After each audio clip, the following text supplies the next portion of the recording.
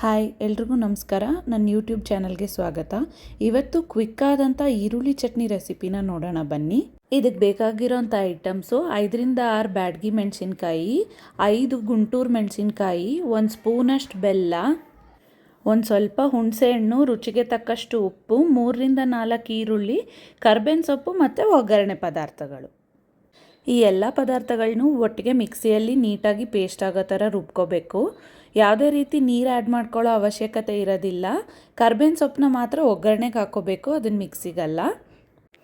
ಈಗ ಒಂದು ಬಾಣಲಿಗೆ 2 ಸ್ಪೂನಷ್ಟು ಎಣ್ಣೆ ಹಾಕ್ಕೊಂಡು ಎಣ್ಣೆ ಬಿಸಿ ಆದಮೇಲೆ 1 ಸ್ಪೂನಷ್ಟು ಸಾಸಿವೆ ಹಾಕ್ಕೋಬೇಕು. ಸಾಸಿವೆ ಸ್ವಲ್ಪ ಸಿಡಿದ ಮೇಲೆ ಅದಕ್ಕೆ ಕರ್ಬೇವಿನ ಸೊಪ್ಪು ಹಾಕ್ಕೊಂಡು 1 ಚಿಟಿಕೆ ಅರಿಶಿನ ಹಾಕ್ಕೋಬೇಕು.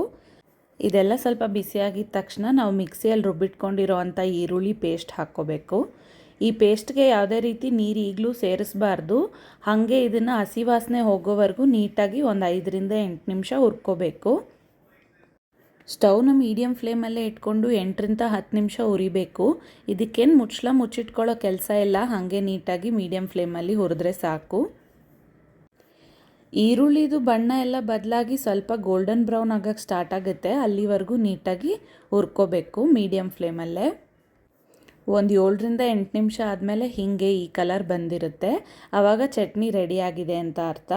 ಒಮ್ಮೆ ನೀವು ಮಾಡ್ಕೊಳ್ಳಿ, ಇದನ್ನು ಚಪಾತಿಗೆ, ದೋಸೆಗೆ, ಉಪ್ಪಿಟ್ಟಿಗೆ ಎಲ್ಲದ್ರ ಜೊತೆ ತಿನ್ಬೋದು. ಹೆಂಗೆ ಬಂತು ಅಂತ ಹೇಳಿ. Thank you.